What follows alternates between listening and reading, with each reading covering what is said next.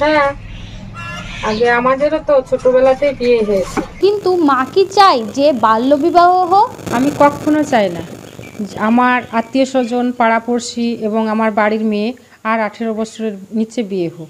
বাল্যবিবাহ থেকে অপুষ্টি, পরিবেশ থেকে টিকাকরণ, পড়াশোনা, কোথায় পিছিয়ে মুর্শিদাবাদ, কোথায় এগিয়ে, জেলা এগিয়ে যাবে কোন পথে, রাস্তা খুঁজছে মুর্শিদাবাদের কমিউনিটি ইউথ রিপোর্টাররা।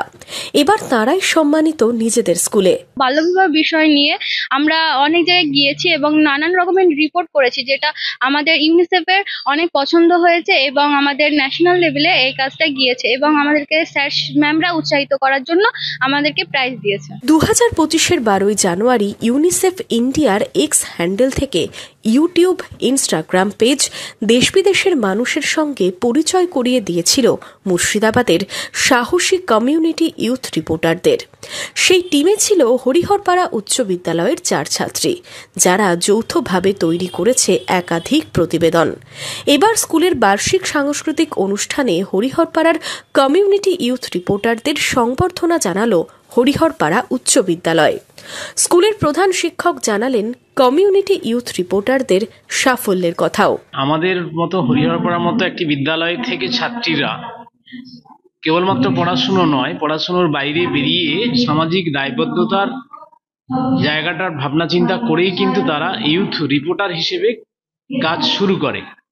দীর্ঘ কয়েক মাসের তাদের লড়াই, পড়াশুনোর পাশাপাশি তারা সেটা খুব দক্ষতার সঙ্গে, আগ্রহের সঙ্গে করেছে এবং আমি ব্যক্তিগতভাবে দেখেছি যে তাদের সেই রিপোর্ট করতে গিয়ে তারা এলাকায় যে সমস্ত জায়গাগুলোতে ঘুরে বেরিয়েছে, সমাজের বিভিন্ন সমস্যাগুলোকে তুলে ধরে তারা যে কাজটা শুরু করেছিল তার সামাজিক প্রভাবও কিন্তু যথেষ্ট পড়েছে।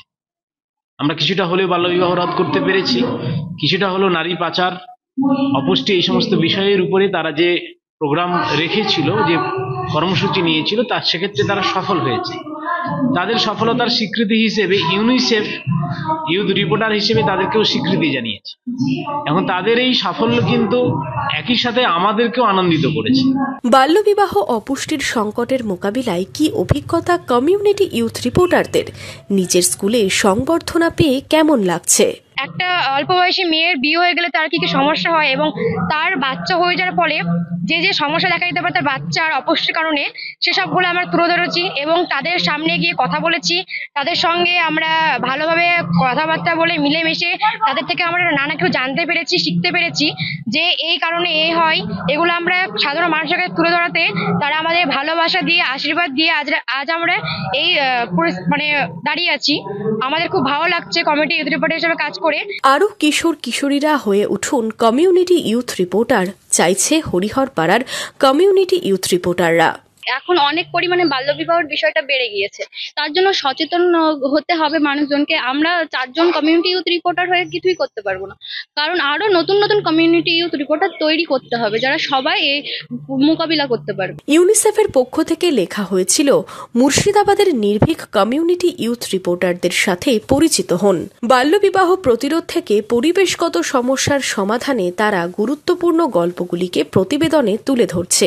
ইমাজিন কলকাতা প্রেস ক্লাব এবং ইউনিসেফের পশ্চিমবঙ্গ শাখার সহায়তায় তারা একটি সুন্দর আগামী গড়ার নেতৃত্ব দিচ্ছে। সুন্দর এই পথ চলায় নতুন এই সম্মানে খুশি কমিউনিটি ইউথ রিপোর্টাররা। হরিহরপাড়া থেকে মামিনুল ইসলামের রিপোর্ট, ইমাজিন কমিউনিটি মিডিয়া।